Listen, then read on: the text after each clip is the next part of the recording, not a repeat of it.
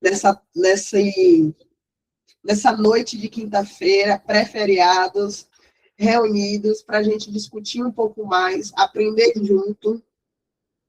Como vocês sabem, eu me chamo Bianca Menezes, faço parte do Instituto Heloísa Costa, que em parceria com a Casa da Capoeira Pelourinho, através da emenda parlamentar do deputado Jorge Sola, que investiu no Ministério da Cultura, foi possível a gente celebrar um termo de fomento para poder estar discutindo políticas públicas, educação, e são movimentos como esse, de representantes, povo como esse, que investem na cultura, que fazem com que a gente consiga ter momentos de aprendizagens coletivas, porque, como eu disse na primeira aula, e repito todos os dias, se não for nós, quem será? E se não for agora, quando?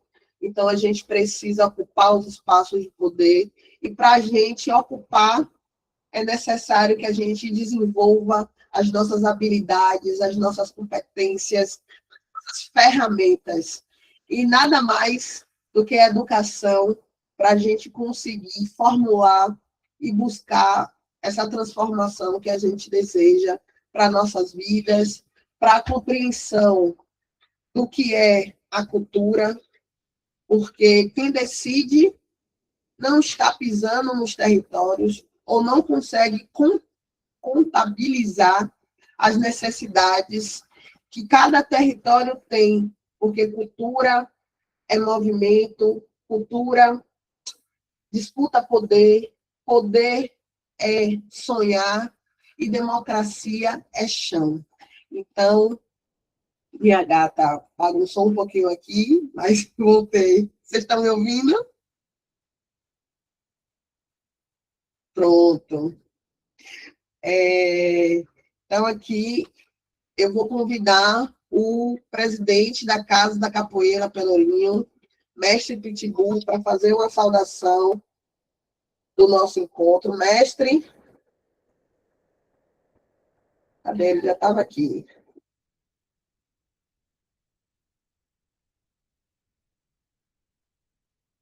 Conseguindo abrir o microfone, mestre?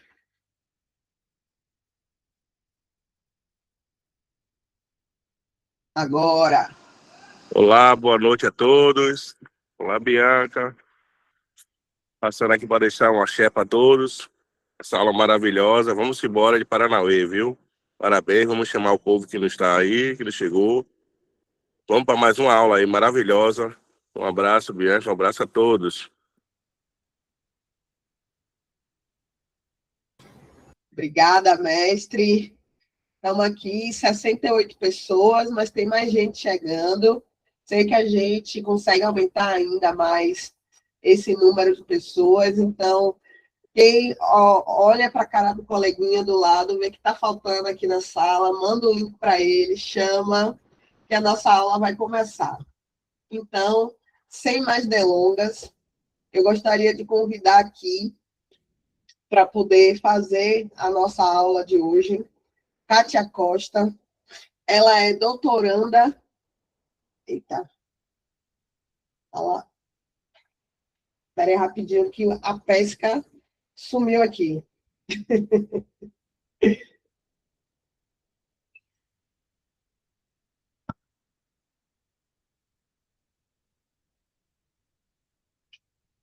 Tá bom.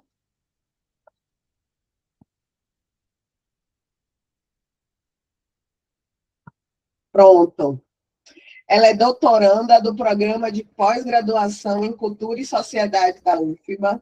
Ela atua com formulação de políticas públicas no âmbito municipal, com foco na formação de conselheiros e gestores da cultura, possui experiência em ações formativas e já colaborou pontualmente com instituições como a SEBRAE e o Ministério da Cultura. Então, sem mais delongas, eu gostaria de convidar a Kátia Costa. O espaço é seu, fique à vontade, estamos aqui para aprender, para ensinar, junto com todos nós. Um abraço. Boa noite a todos e todas. Obrigada, Bianca. antes de mais nada, agradecer o convite, parabenizar o Instituto Heloísa Costa. Importante saber que é uma iniciativa realizada por meio de uma emenda parlamentar. É importante que a gente saiba disso, que o dinheiro público, né, que os nossos políticos, deputados, senadores, né, têm a sensibilidade e podem investir em projetos tão potentes como esse. Então, parabéns pelo Projeto Paranauê, muito obrigada pelo convite, estou muito feliz, né, e dizer que a gente vai hoje compartilhar conhecimentos, né, gente? A gente vai aqui aprender junto. Eu vou trazer um pouquinho daquilo que eu sei e vocês vão também trazer a partir da experiência de vocês. Então, eu vou projetar.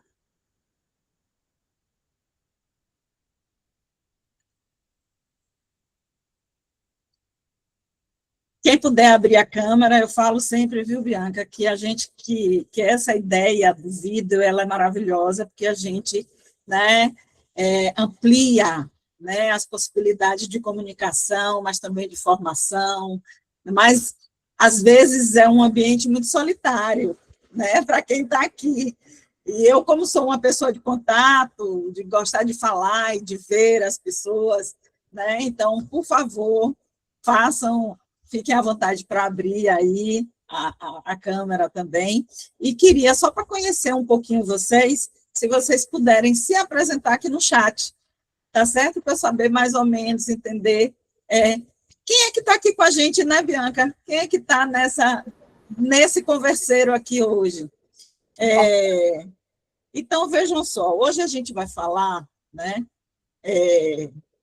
de 4 temas, né, 3 temas, mas que eu acho que são muito importantes para a gente refletir, mais do que aprender, refletir sobre o que são essas políticas culturais, como elas chegam, qual é a importância delas para a construção de uma democracia participativa, né, e de como a gente, enquanto sujeito, né, possamos nos tornar protagonistas cada vez mais das nossas histórias e possamos incidir sobre processos que definem as nossas vidas, né, a nossa vida social. Então, hoje a gente vai... alguma coisa aconteceu aqui que o sumário saiu, mas está aqui, né? Então, a gente vai falar um pouquinho sobre o Sistema Nacional e Sistemas Municipais de Cultura, vamos dar um foco aí àquilo que o Ministério chama de CPF da Cultura, falar um pouco de conselho, de plano, de fundo. Bianca já me falou um pouquinho que tem um grupo muito interessado em pleitear uma cadeira dentro do Conselho de Política Cultural. Maravilha, é isso mesmo, vamos junto, porque a gente tem que se fortalecer para estar lá, para estar em todos os espaços, né, que nos permitem estar, e naqueles que ainda não nos permitem, que a gente consiga quebrar e entrar e se fazer presente, né? Vamos mostrar para vocês aqui. Eu quero dizer que eu não sou especialista, né, nem tenho... hoje eu atuo como responsável pela Conferência Municipal de Cultura de Salvador, pela revisão do plano, mas vou trazer, não sou, né, uma expert sobre a prefeitura, mas trouxe um pouco a visão de como é a configuração, né, institucional da prefeitura, trazendo alguns dados bem rápidos para vocês, e depois a gente faz uma reflexão sobre participação social. Então, a ideia aqui é a gente pensar e refletir, né? Eu peguei um pouco do que Bianca me mandou, e eu estou dizendo que a gente está nesse processo, e me parece que esse projeto é muito isso, foi o meu sentimento, né, de que a gente está falando aqui de gestão de políticas públicas de cultura, ou políticas públicas, né, porque o projeto é muito maior do que essa aula, participação e construção de poder coletivo, né? Então, é disso que a gente está falando, de construção de poder coletivo, né? Então, vamos lá. Então, bom, o Sistema Nacional de Cultura, né, é importante que a gente já diga que o sistema é uma conquista, mas de quem? De partidos, de pessoas, de políticos? Pode ser, mas ele, sobretudo, né, pode ser porque nós temos hoje um grupo, né, muito bacana, que luta pela consolidação dentro dos espaços institucionais, especialmente os legislativos, né, para consolidar, né, a cultura, né, como uma política pública, como esse eixo de desenvolvimento. Mas é importante dizer que o Sistema Nacional de Cultura é uma conquista da sociedade brasileira, é uma conquista da comunidade cultural, né? A gente tem aí um percurso longo, se a gente pensar a história das políticas culturais, a gente vai ver um processo permanente de descontinuidade, né? O que se vem trabalhando desde 2003, né, lá em 2013, 2005, aconteceram vários debates, né, que começa no debate para o fomento cultural e termina no Sistema Nacional de Cultura, né? Essa arquitetura tão importante para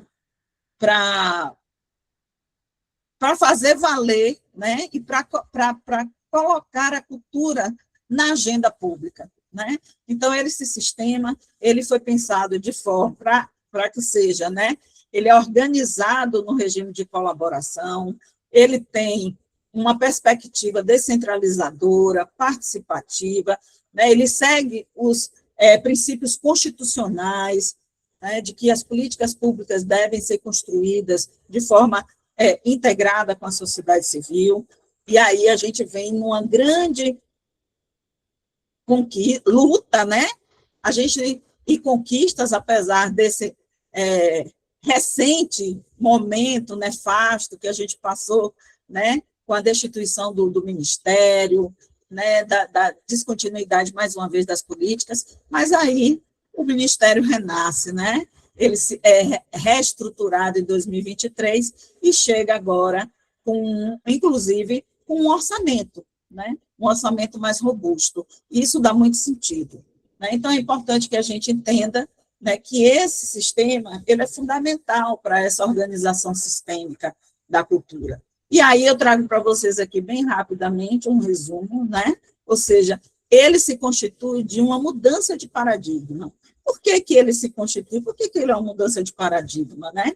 Primeiro, porque ele rompe, né, com ações de ações isoladas, desarticuladas, ou seja, ele desconstrói um processo fragmentado das políticas culturais, né, que vem acontecendo ao longo dos anos. Ele reforça o pacto federativo, né, ou seja, essa relação federativa e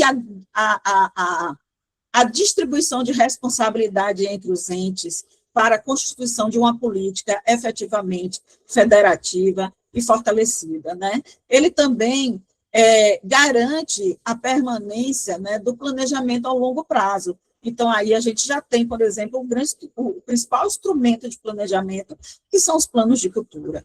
Então, no âmbito nacional, a gente tem um plano nacional, no âmbito estadual, a gente tem um plano estadual, e agora, no âmbito municipal, o plano municipal, né? Fortalece a inclusão da cultura na agenda pública, como eu disse antes, né? Ou seja, é preciso que agora a gente pense a cultura na perspectiva do desenvolvimento, e por isso a gente também tem que pensar que ela tem que ter um lugar dentro desse conjunto de políticas que tem como objetivo apoiar, fortalecer, né, a produção cultural, né? Ela cria e estabelece aí um movimento sistêmico, ou seja, ela possibilita articulações entre os seus elementos, mas também entre instituições, agentes culturais, territórios,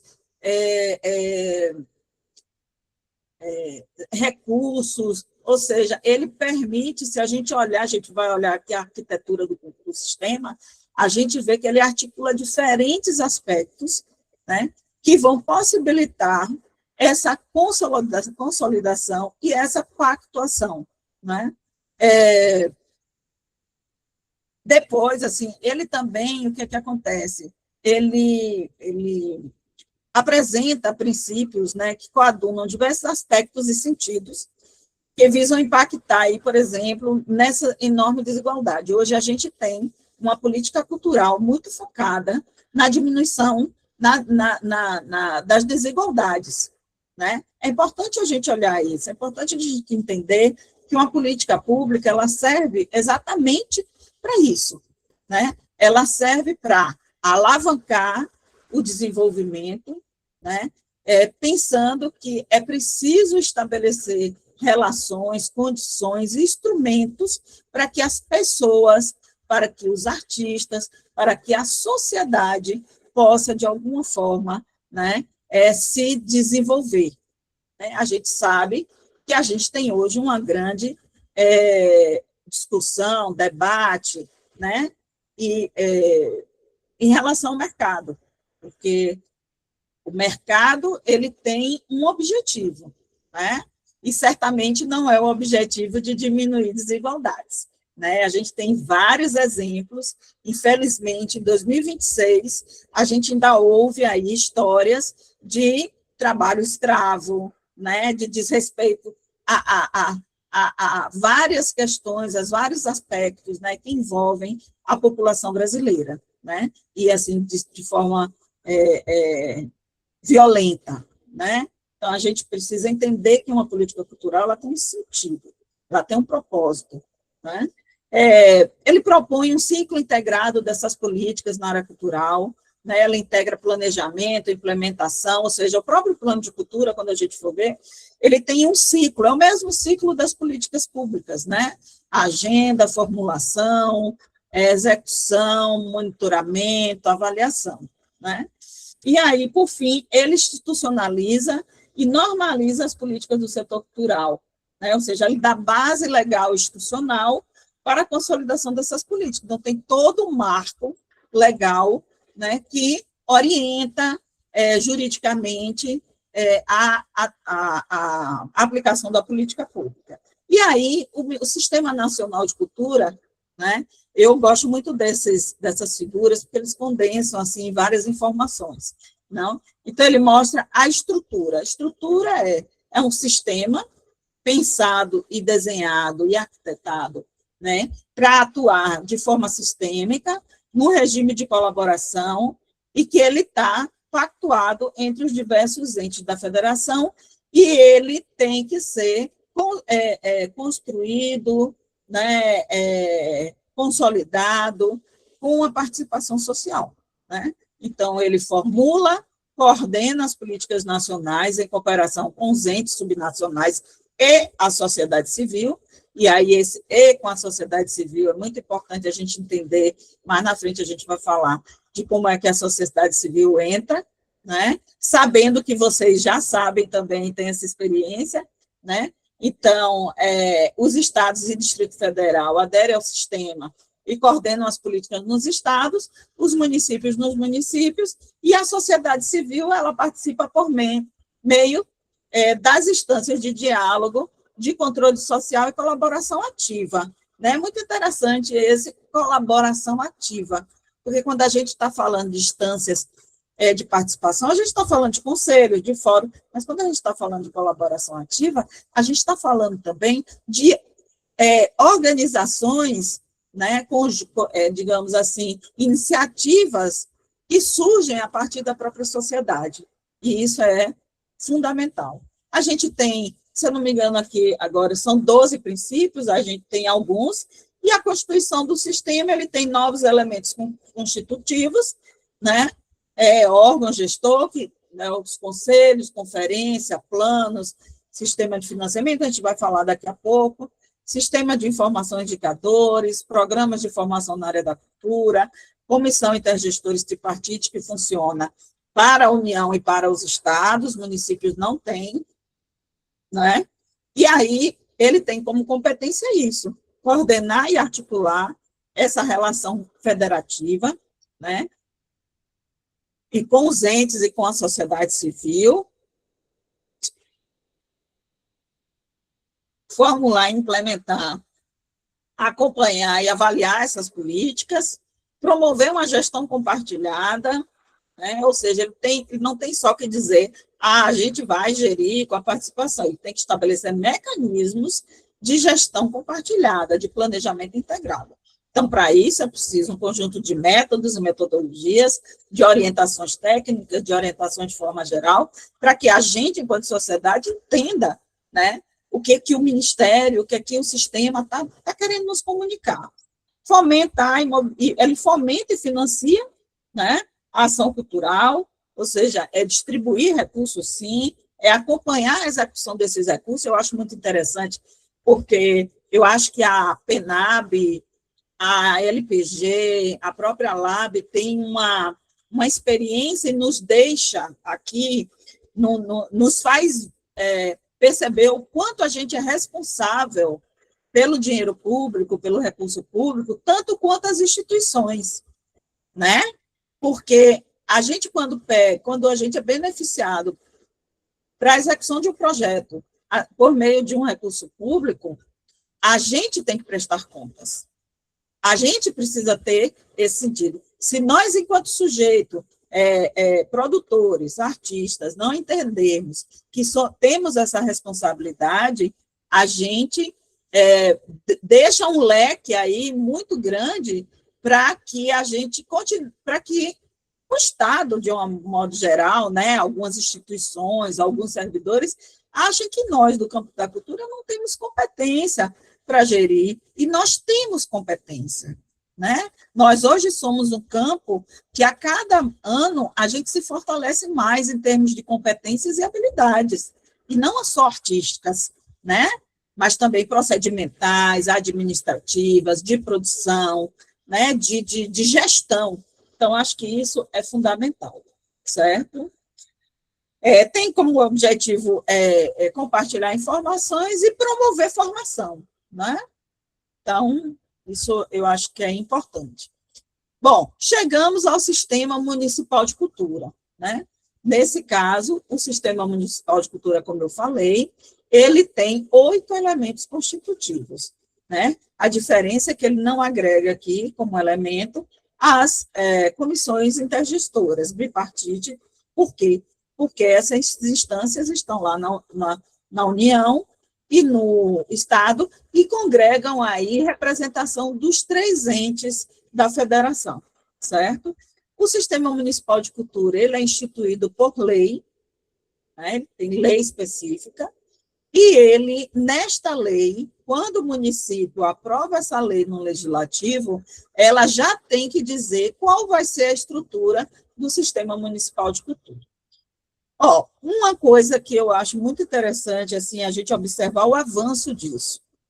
Lá em 2012, certo? Quando o Ministério, inclusive, fez uma cooperação, um projeto de cooperação com universidades, inclusive com a Universidade da Bahia, ele institucionalizou um projeto de apoio e assistência técnica, né, para municípios, estados e municípios para elaboração de planos. E a gente, naquela época, foi bem difícil, porque ninguém sabia como fazer, né? Hoje, a gente diz assim, hoje a gente tem um grupo de municípios, e bastante grande, relevante ainda no Brasil, né? De municípios pequenos, que não têm condições de ter, por exemplo, programas de formação, né? Mas hoje já existem municípios brasileiros que têm programas de formação, né? E, mesmo assim, tendo ou não, é importante que eles possam ser beneficiários ou articular parcerias com programas estaduais e federais para que o município seja beneficiário de programas de formação, né? Isso vale, né, não só para a institucionalidade, mas qualquer organização que tenha uma expertise no campo da formação pode buscar parcerias, né, com os órgãos públicos para produzir formação cultural. E aí a gente tem o órgão de cultura, o Conselho de Política Cultural, a conferência. É bom a gente entender que, na verdade, se fala de CPF da cultura, mas nós temos 5 elementos que são fundantes, que são fundamentais, né, que são necessários para constituir o sistema municipal. Um é o município ter um órgão gestor de cultura. Esse órgão gestor de cultura, ele pode ser um órgão exclusivo, como uma secretaria, ele pode ser uma fundação, ele pode ser uma diretoria, ele pode ser uma superintendência, ele pode ser uma coordenação. Isso depende do organograma e depende também da capacidade orçamentária que muitas vezes os municípios, né, podem ter ou podem não ter. Mas hoje a gente já avançou tanto que essa discussão também ela está ampliada.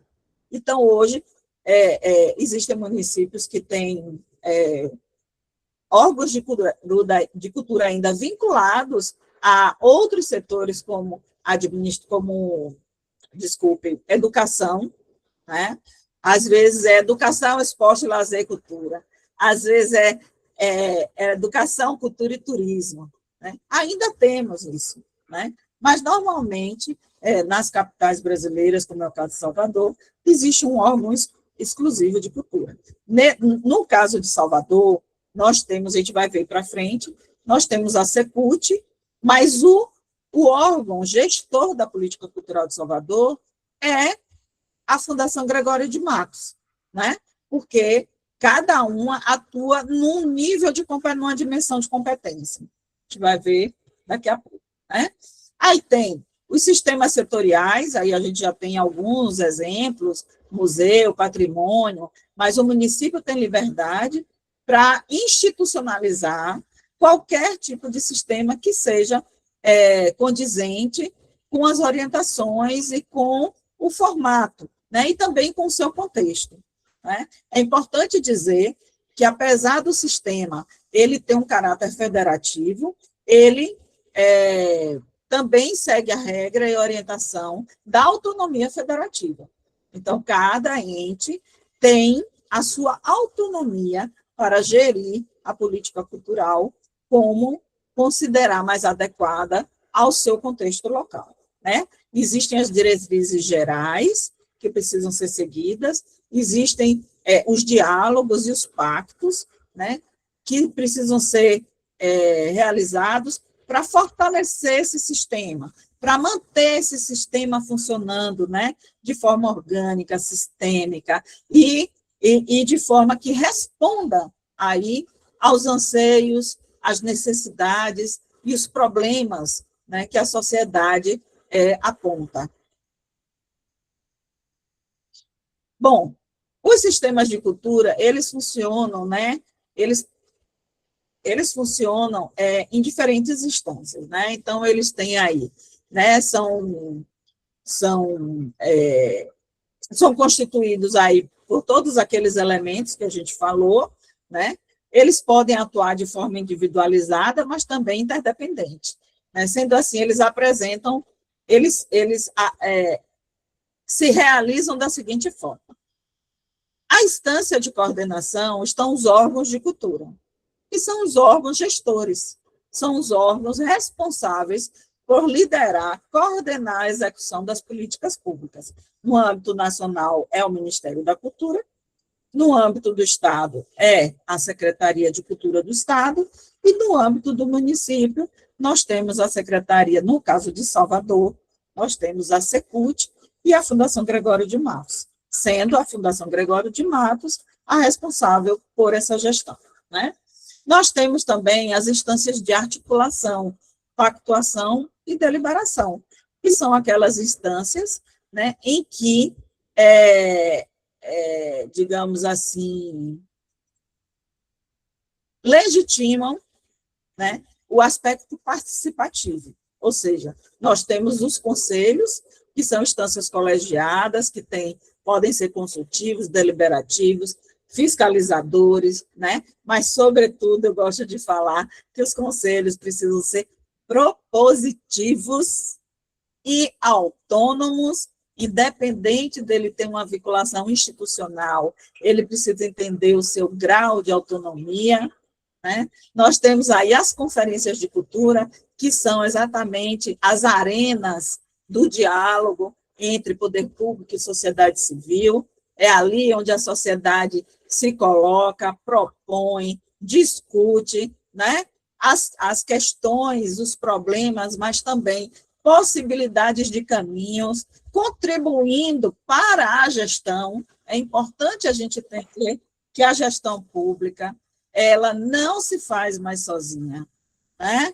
Ela não se faz mais sozinha, ela precisa refletir, né, a sua sociedade, ela precisa dar respostas, e ela só vai dar respostas se ela conseguir coletar e souber coletar bem quais são essas problemáticas de quem efetivamente vive a vida no dia a dia, né, que vive as realidades locais.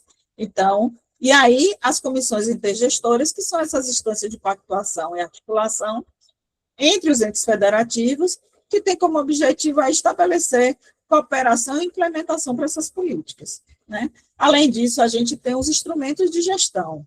Veja como é legal essa divisão, né? Isso tem que ficar muito claro para a gente, sabe?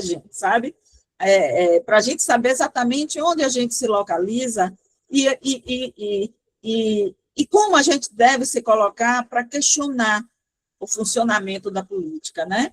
Então, os instrumentos de gestão são o plano de cultura, que é um instrumento que orienta a execução da política pública.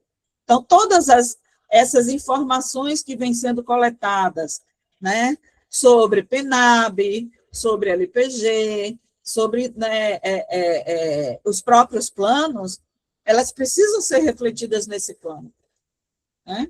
Sistema de financiamento, que é esse conjunto de mecanismos, né, públicos de fomento e financiamento, que viabilizam, inclusive, o plano de cultura, né? Que viabilizam as metas do plano de cultura e que promovem o apoio e o incentivo à produção cultural local, né? Então, esse é outro tema. Sugiro, inclusive, viu, Bianca, de ter um curso especificamente sobre fomento e financiamento à cultura, porque eu acho que existem aí gargalos e questões sensíveis, que são sensíveis justamente porque a gente desconhece o funcionamento, né? Eu acho que não é porque as gestões estão fazendo errado, ou isso, não, é porque a gente não conhece profundamente, porque esse é um campo complexo, né? Sistema de informações e indicadores culturais também é outro, fundamental. Acho que tem um histórico, né, no Brasil, que desde que o sistema foi criado, a gente vem construindo bases de informações culturais. Mas temos um problema que nós não temos ainda uma base integrada, né? Agora a gente tem os mapas da cultura, que é essa tentativa nacional. Hoje o Ministério tem feito um esforço, né, e está trabalhando, tem um grupo de trabalho específico para fortalecer e qualificar o SNIC, mas nós podemos, né, também pensar se os nossos municípios possuem sistemas de informações e indicadores. Antigamente, eu digo recentemente, né, ainda mais de 2012 para cá, conversando com vários gestores e tal, eles dizem assim, olha, é muito caro, né? Não dá, a gente não tem grana, o nosso município é muito pequeno, não tem dinheiro para cultura. É verdade. Muitos municípios brasileiros acontece isso. Mas a gente pode, hoje, a gente sabe que é possível a gente ter um cadastro, é possível a gente, por meio das leis, né, da PNAB, por exemplo, né, e dos editais, realizar mapeamentos. Hoje nós temos tanto as organizações públicas como organizações da sociedade civil com expertise na área de mapeamento, né, de diagnóstico. Então, nós também podemos fazer uso, mas é importante que os nossos municípios tenham sistemas de informação e indicadores culturais. Uma plataforma de sistema de informação e indicadores culturais, ela não serve apenas para nos informar sobre o andamento, o monitoramento da política pública, mas elas servem como uma grande plataforma onde a gente, enquanto agente cultural, se cadastra e a gente é visto, né? Então, uma cidade como Salvador, que tem muitas produções cinematográficas, que acontece muita coisa, se tem uma plataforma hoje, né, com essas informações, é fundamental que a gente tenha lá o nosso cadastro, que a gente tenha as nossas informações atualizadas, porque isso também vai ajudar muito na difusão dos nossos ofícios, né? Programa de formação na cultura, já falei antes, né?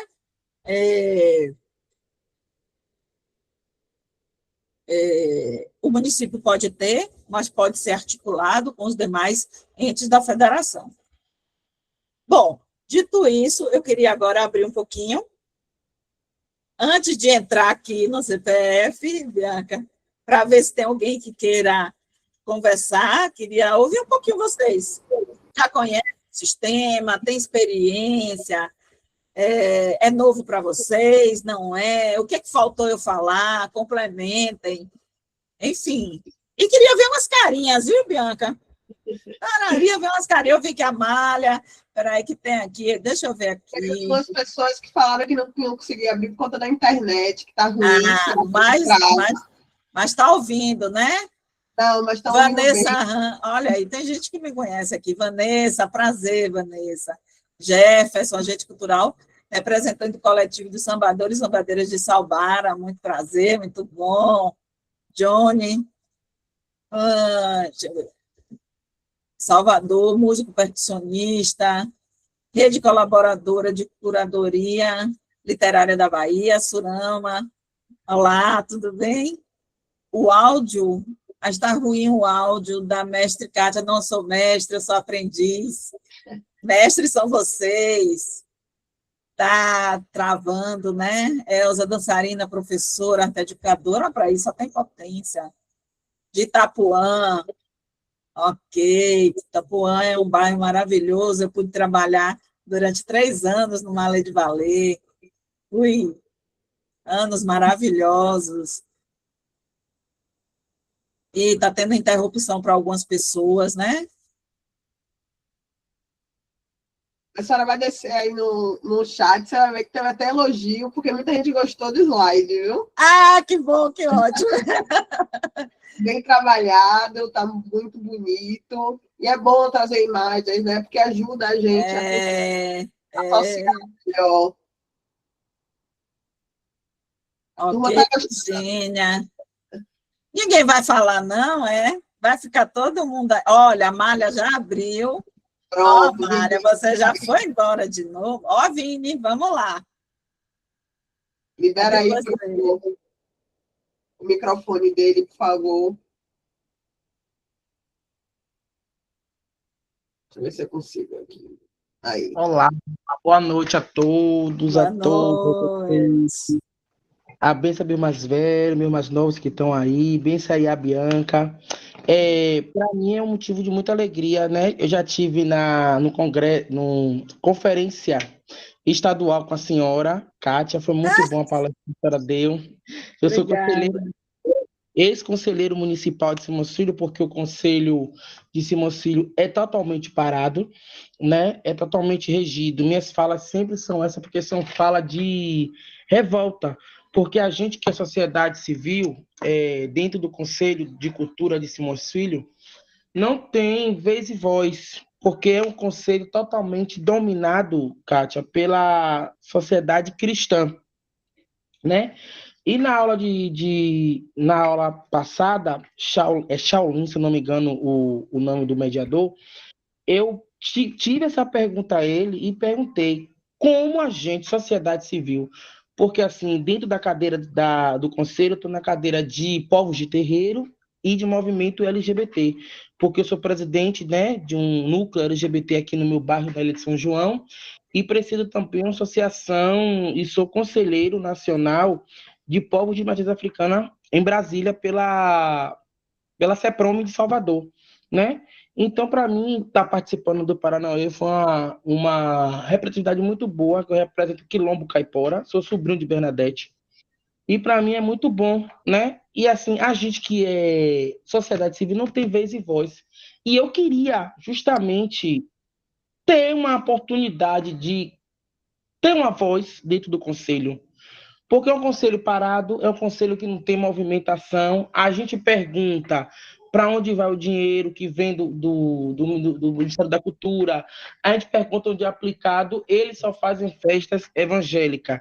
É cruzada, é Yahvé chamar, é não sei o quê, é culto de milagres, e a gente que é sociedade civil, chega dia 20 de novembro, não tem nada. no nosso histórico de Simões Filho. Não tem nada lembrando o que é o 20 de novembro, o que é a consciência negra, o que traz a negrada, né? A história viva. Não tem. Então, assim, eu queria aprender, poder fazer algo, reunir o Ministério Público, ou Defensoria Pública, eu queria movimentar, porque ainda tem uma cadeira lá dentro. Então, eu preciso movimentar, porque aí agora mesmo está chegando novembro, teve 2, 3 meses de culto evangélico, teve um sei que evangélico, e teve isso, e teve aquilo, e a gente, de sociedade civil, para fazer um evento que procura a Secretaria de Cultura ou o demais órgão, não tem apoio. Tem uma coordenação de promoção de igualdade racial, a qual eu trabalhava, eu era técnico, fui até exonerado durante esses tempos, por conta que eu fiz uma lavagem cultural no meu bairro, trazendo a ancestralidade, uma lavagem que nunca existiu no município de Simões Filho, após a morte de Bernadette, que existia quando Bernadette era viva. Então, eu trouxe essa lavagem cultural, a qual executou a minha exoneração por conta que eu fui pedir um apoio à prefeitura, à Secretaria de Cultura, não tive apoio. Então, ou seja, eu procurei apoio em outros lugares, né? Como eu fico muito feliz que quando Bianca fala assim, que é uma emenda parlamentar do deputado José Sola, foi um dos deputados que abriu a porta e me ajudou. Inclusive, foi até o padrinho da minha lavagem. Então, assim, eu queria saber como é que eu faço para revolucionar. Eu tenho que acionar o Ministério Público, eu aciono um conselho estadual, o Conselho Federal, para tentar movimentar essa Secretaria de Cultura. Agora que é precedida por um bispo. Antigamente era um pastor. O pastor saiu, foi para a Secretaria de Obras, e agora é um bispo. Né? Eu queria como é o que eu faço, Kátia. Né? Porque, assim, o município de Simões Filho não teve conferência de cultura. Eu fui como ouvinte na estadual, porque não teve. Teve online, mas não tirou delegado, porque não teve quórum para ter delegado. Então, é uma coisa assim, muito estressante, é uma coisa que eu já estou cansado de ver as mesmas coisas e o município e o conselho não andar. O conselho continuar parado na mesma coisa. Parece que só anda para trás, igual caranguejo, nunca anda para frente. Vinícius, a gente vai falar disso daqui a pouquinho, mas o que eu posso te dizer agora, primeiro, é o seguinte: descanse, respire, retome suas energias, mas nunca desista. Isso é a primeira coisa, né? Segunda coisa, para acalmar um pouco o seu coração, eu acho que você tem aí uma rede de apoio, por mais que seja difícil, né? Eu acho que é importante confiar. E terceiro, acho sim que você pode ir buscar mais informações sobre que caminhos você pode tomar para fazer acionar, né, o conselho, a gestão, o legislativo, né, para reivindicar esse direito, né, porque esse é um direito que você está reivindicando enquanto representante de um segmento cultural. Então, existem caminhos, sim, né? Mas a gente vai falar disso aqui agora, quando a gente vai falar do conselho. Vou dar uma corridinha, porque eu quero chegar até o final da aula com todo o conteúdo aqui trabalhado com vocês, tá bom? Mas segura aí, tá, Vinícius? Muito obrigada, muito bom. Quero te dizer que você não está sozinho e que essas questões, elas acontecem sim, tá? Bom, vamos começar logo por ele, né? Vamos começar pelo conselho. Então, o que é esse conselho? O que é esse elemento, né, constitutivo que nos dá a possibilidade de ter uma representação cultural, social e territorial junto ao órgão gestor de cultura, né? Então, é uma instância colegiada, né, que tem que ter uma representação dos segmentos, setores, territórios da cidade, né? Ele pode ser instituído juntamente com o sistema, mas ele pode ser instituído também de forma com lei própria, né? E tem um caráter deliberativo, fiscalizador, consultivo e, eu gosto de dizer, propositivo, porque a gente precisa entender, né, um pouco essa história desses conselhos, né? E apesar dos conselhos de política cultural serem um elemento constitutivo do sistema, ele tem uma dependência, né, econômica, financeira, de financiamento e tal, ele está vinculado ao órgão gestor de cultura. E eu acho que acontece uma coisa, primeiro, né, eu acho que muitas vezes os conselhos não conseguem ter autonomia e não entendem o seu papel, né, dentro dessa estrutura. Então, ele não consegue ter autonomia. Segundo, essa vinculação, muitas vezes, e é preciso que se diga, que em alguns municípios brasileiros, os órgãos de cultura, né, por serem eles os gestores, a depender da gestão, eles, de alguma forma, inviabilizam mesmo, limitam, né, a atuação desses conselhos. No entanto, a gente vem percebendo que, à medida em que o Sistema Nacional de Cultura vem sendo fortalecido, os conselhos de cultura também vêm sendo fortalecidos, né? Agora a gente tem aí uma nova estrutura, acho que Shaolin falou para vocês sobre o Conselho Nacional de Cultura, né? Mas, e outra coisa que é muito importante, é importante que a gente, né, hoje não, já vem sendo levantado uma discussão no Brasil sobre a importância de estados, municípios, conselheiros, gestores que defendem os processos participativos de fortalecimento, de formação e qualificação para os conselheiros. Então, por exemplo, né, o Estado da Bahia tem um Conselho Nacional, acho que desde, se eu não me engano, 2009, né? Acho que 2009, eu lembro que tiveram vários cursos, né? A Bahia, inclusive, se tornou referência nacional, né?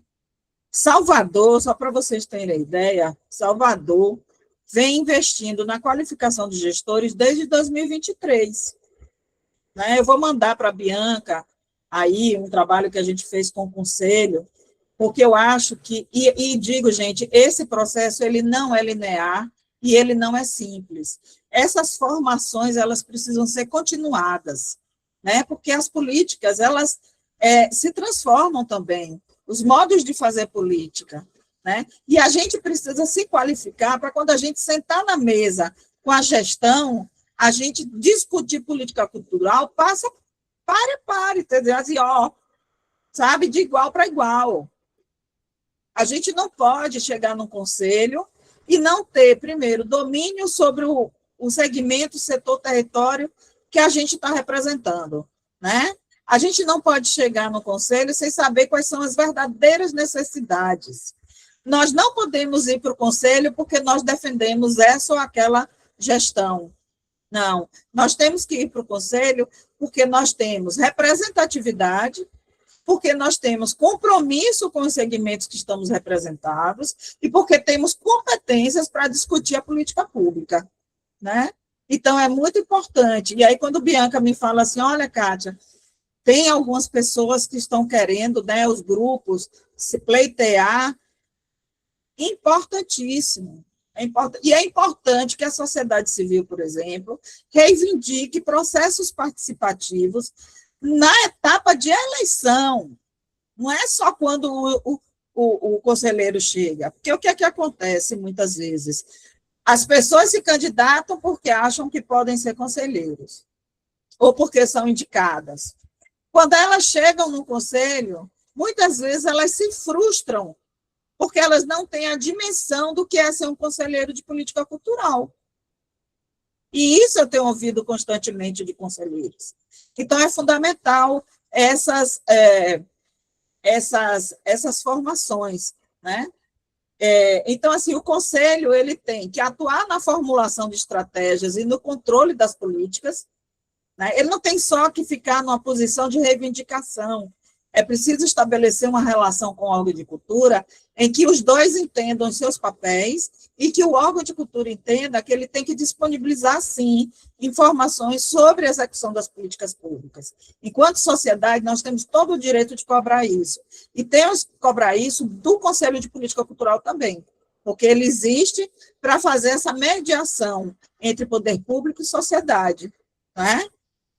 Seguindo as propostas aprovadas em processos participativos, deve propor diretrizes gerais para os planos de cultura. Na verdade, eu vou além.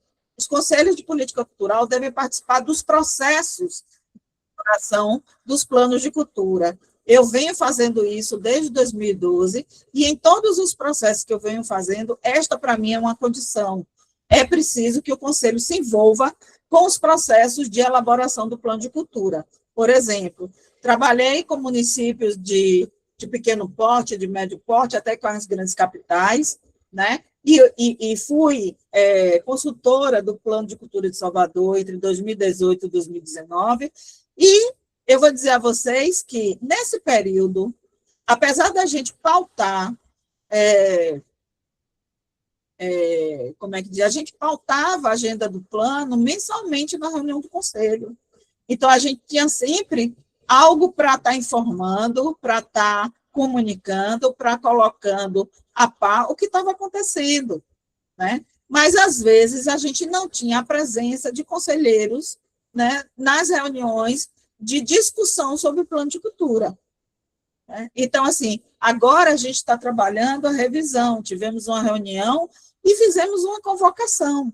Acho que temos um conselho mais ativo, mas é preciso que a sociedade civil conheça esse processo para que ela possa também fazer parte, né? Então, aí, integrar o comitê gestor do plano e do fundo e do plano.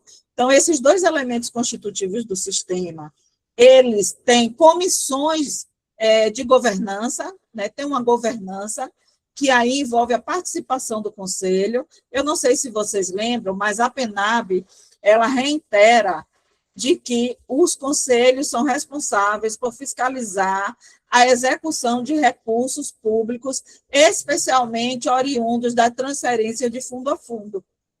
Então, o conselho precisa entender quanto tem, vai gastar com o quê, quanto vai gastar, e se gastou.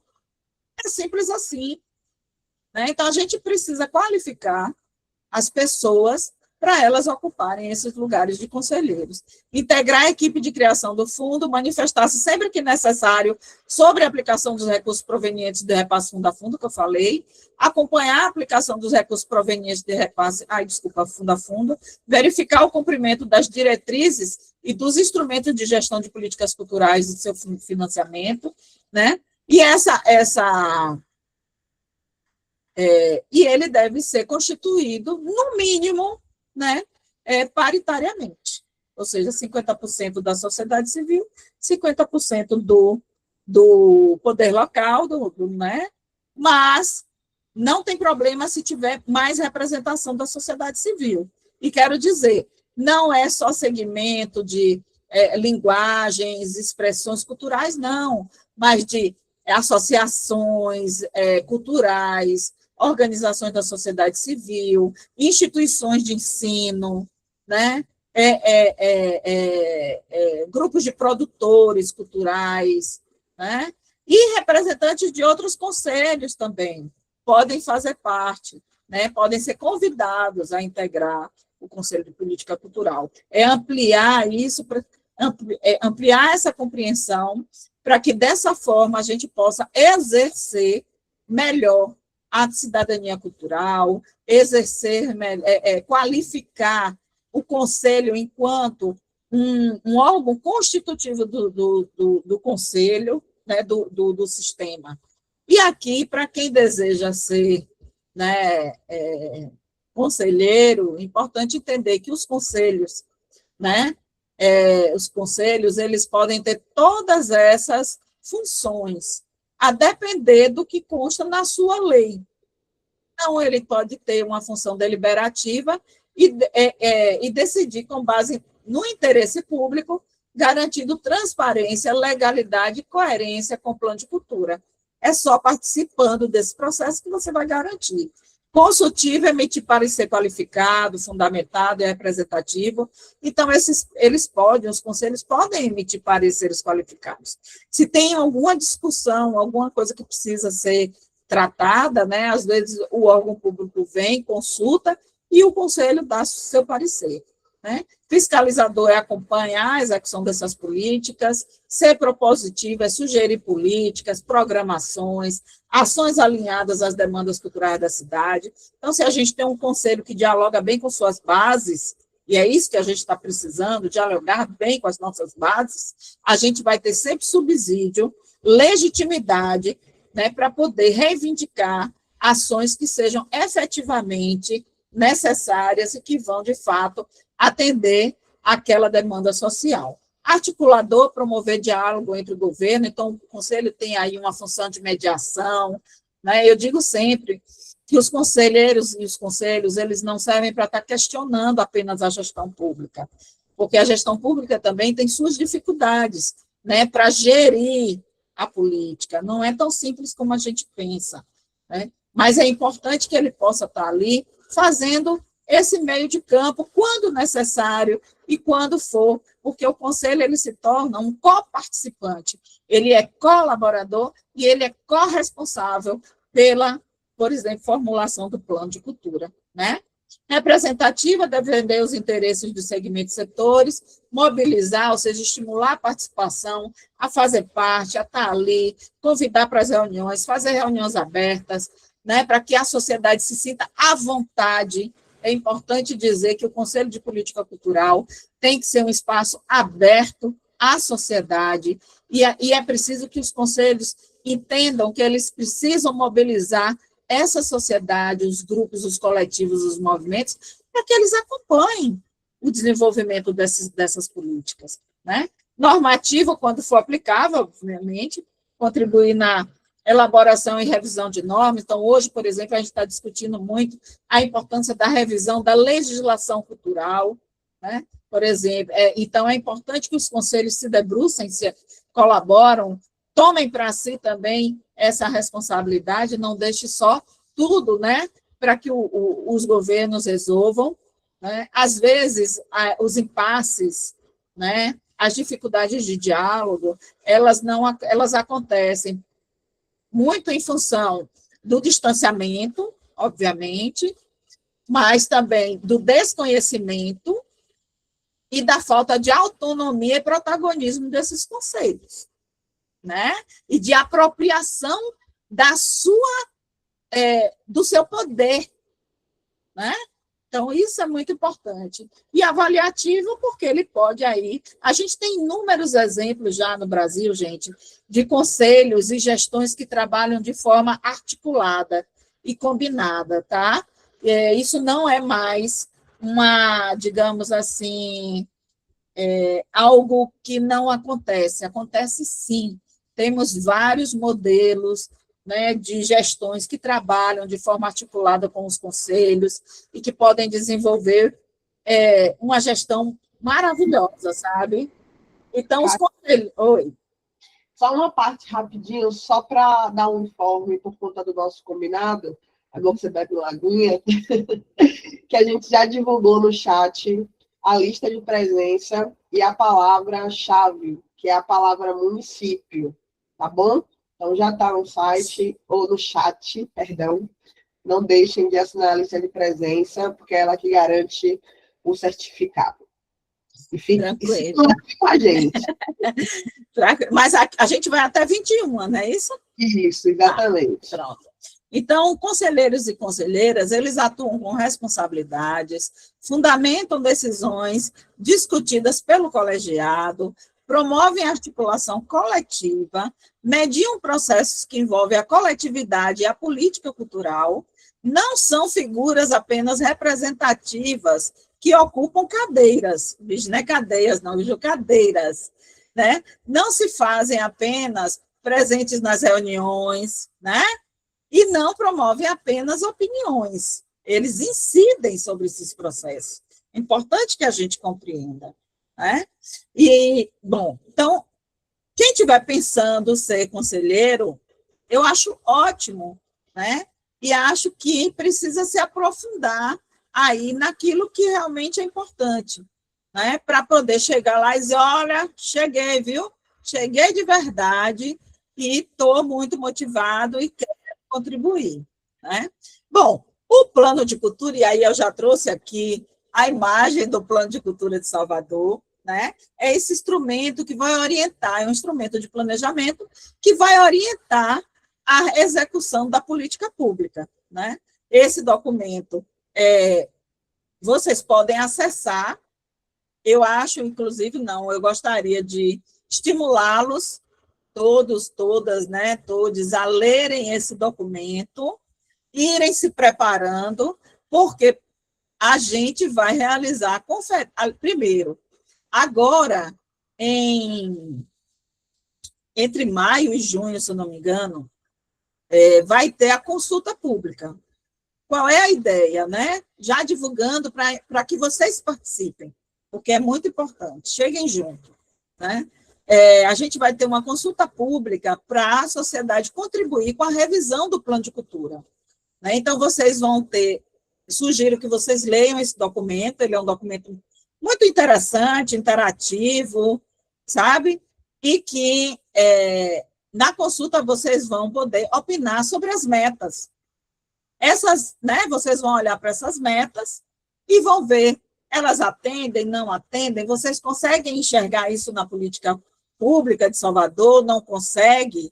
O que você gostaria de mudar? O que você gostaria que contemplasse no plano de cultura que você não vê no plano de cultura, né? É isso que é importante, né? E outra, eu sempre falo, viu, Bianca, assim, porque às vezes a gente até nem participa, não contribui, porque a gente acha que, porque a gente não conhece de planejamento público, a gente não pode participar, viu, gente? Esqueçam isso. Ninguém precisa saber de planejamento público, não. E outra coisa, se você não sabe e não entende o que é uma meta, também não tenho vergonha de perguntar, não. Chega para a Bianca, sabe, aí, diz, ó, Bianca, a gente está precisando aqui, sabe, pensar um grupo para entender o que é esse plano de cultura, o que são essas metas, né? O que é que elas representam dentro da nossa realidade. E aí, Bianca vai junto com o Instituto, cria um curso, né? Então, assim, eu já me coloco à disposição, independente de qualquer coisa, né? Porque, acima de tudo, eu sou uma militante também. Então, eu acho que a gente tem, sim, que qualificar a sociedade civil, tem que informar, para que a gente possa participar ativamente, de forma propositiva, e que os encontros sejam sempre festivos, né? A gente não esteja mais naquele tempo de que a gente vai para as reuniões do campo cultural para ter embates, né? Tem que ter embate no campo da discussão da política, né? E de uma forma respeitosa, né? Então, é isso. Então, assim, por que o plano ele é importante? Né? Como eu já disse, é a mesma coisa lá do sistema. Ele insere a cultura na agenda pública, ele organiza a atuação do poder público, ele orienta a gestão no que tem que ser feito, ele garante a continuidade das ações culturais, porque ele propõe metas e ações, né? E dentro desse conjunto de metas e ações, elas têm prazo de execução, né? Ela pode ter aí uma vida temporal, né? De pequeno, médio e longo prazo. Ela orienta investimentos e prioridades, porque quando você constrói metas e ações, você precisa orçar isso, é preciso apresentar no legislativo e dizer assim, olha, de onde é que vem o dinheiro para o plano de cultura? Tem que dizer. O plano de cultura ele é um instrumento que vai entrar no orçamento, então tem que dizer.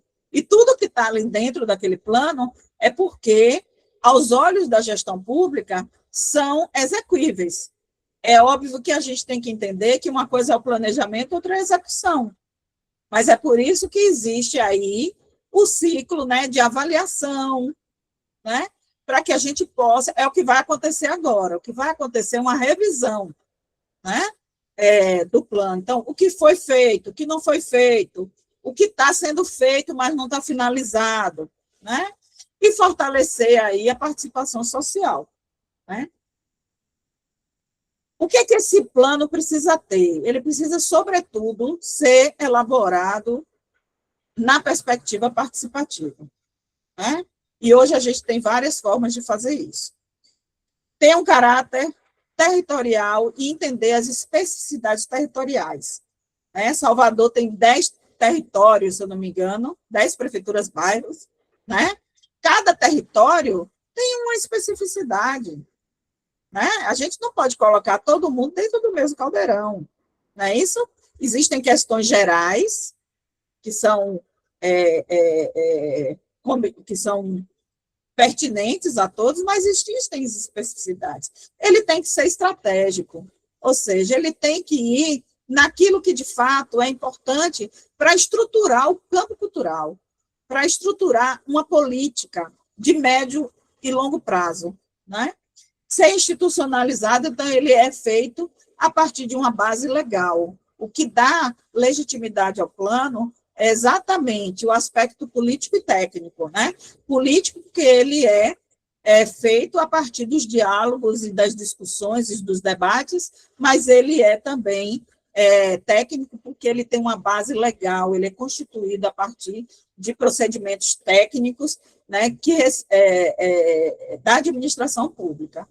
E ele organiza, na verdade, ações culturais por meio das ações, que são projetos, atividades, existem os programas, né, investimentos, né, ou seja, ele tem ali uma previsão orçamentária, né, financiamento, com prazos definidos e com essa distribuição de recursos. Monitoramento, porque é preciso o plano ter indicadores de acompanhamento das metas realizadas pela gestão, né?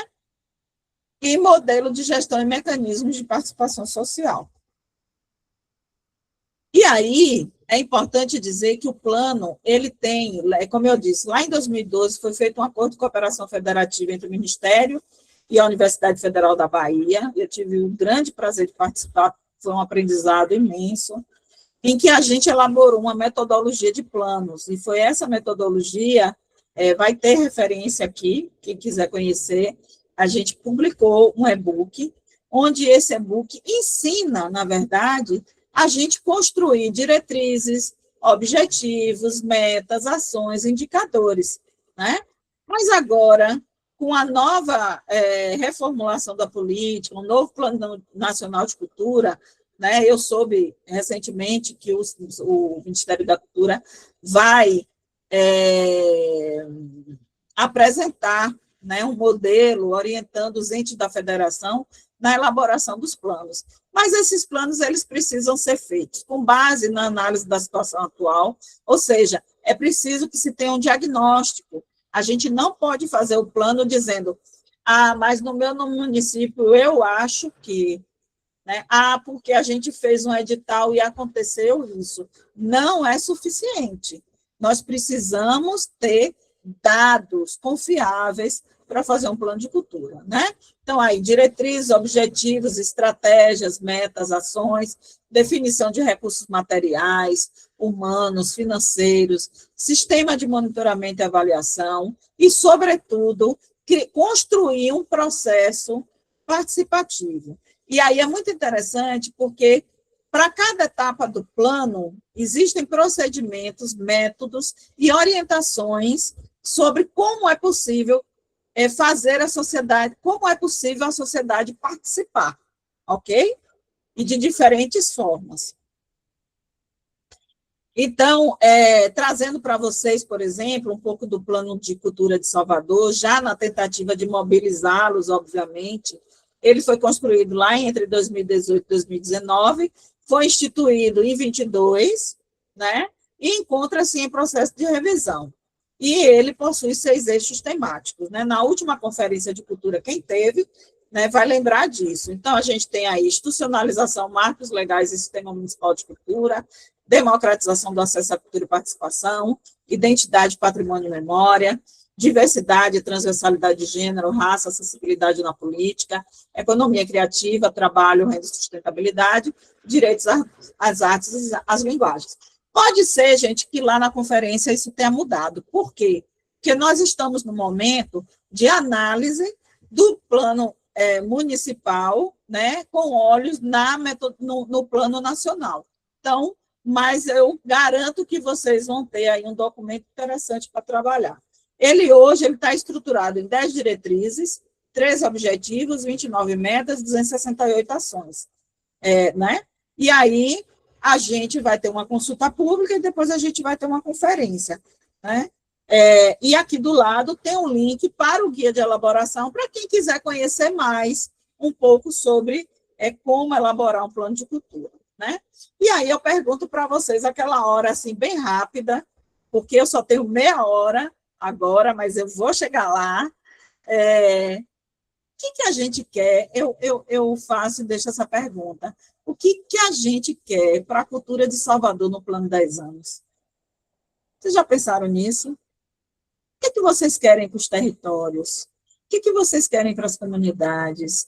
O que vocês querem, né, que aconteça e que há 10 anos você olhe para hoje e diga assim, que massa! Olha como a gente conseguiu chegar, né, numa condição muito melhor do que a gente tinha há 10 anos. Né? Então, vou deixar essa pergunta para vocês. E, por fim, o sistema de financiamento à cultura. Né? Na verdade, o sistema de financiamento ele é constituído por diversos mecanismos, dentre eles o Fundo, né, de Cultura, que é o nosso principal instrumento de fomento, na verdade. Né? Já existem, hoje, por exemplo, uma coisa que mudou também, vários municípios têm lei de incentivo, o que era impossível. É óbvio que a gente tem que avançar, né, nessa política de financiamento. Existe uma discussão nacional, né, de que os editais eles são fundamentais, eles precisam continuar existindo, mas a gente precisa romper essa barreira de editais e desenvolver outros mecanismos que venham, de fato, atender a complexidade do campo cultural. Não dá mais para ficar só com edital. Não é isso, gente? Então, o fundo, desculpe, aqui tem, eu vou dar uma arrumadinha aqui, eu botei plano aqui, né? O fundo ele deve ser aprovado e regulamentado por lei própria, constando também na lei do sistema, que define a estrutura do Sistema Municipal de Cultura. Né? E aí, qual a diferença? A gente tem hoje duas grandes linhas de financiamento, fundo e lei de incentivo. Né? Então, qual é a diferença? A diferença é que o Fundo de Cultura, ele apoia e incentiva, né, financeiramente projetos de forma direta, com dinheiro público via edital. Né? E a origem desses recursos é prioritariamente do orçamento do ente, podendo ser subsidiados por outras fontes. E aí eu coloco aqui para vocês, né?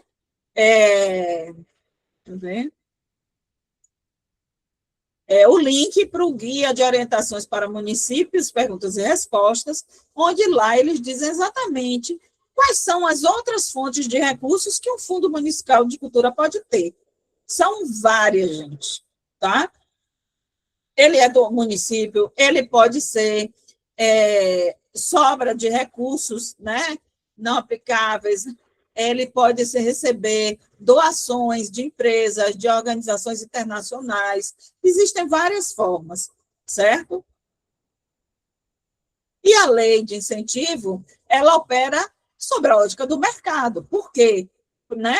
Ela permite que empresas e pessoas físicas possam ali deduzir seus impostos, né, para investir em projetos culturais. Então, normalmente, esses percentuais, eles variam aí, pessoa física é 6%, pessoa jurídica um limite de 4%. Por exemplo, aí nós temos tanto a Lei Rouanet, quanto a Lei Estadual de Cultura, ou Faz Cultura, né? E aí, esses projetos, eles devem levar em consideração aí, né, as marcas, né, das empresas, então tem uma lógica aí mercadológica, né? E aqui é basicamente essa coisa que dá um panorama geral, né? Então, a gente tem o Fundo de Cultura e tem a Lei de Incentivo, né? Já falei, né, várias coisas que tem aqui, mas é importante dizer, né? As diferenças aqui, né? Então, o Fundo de Cultura, a origem do recurso é público, né? E do Lei de Incentivo é a renúncia fiscal. A forma de acesso a esse recurso se dá pelo edital e na Lei do Incentivo é pela aprovação mais a capacitação, ou seja, o órgão de cultura, a comissão, né, por exemplo, aqui do Estado da Bahia, do Faz Cultura, aprova projetos, e aí tornam esses habilitados a captarem recursos junto a empresas patrocinadoras. A dependência do mercado, no caso do Fundo de Cultura, é baixa, né? Mas no caso da Lei de Incentivo é alta.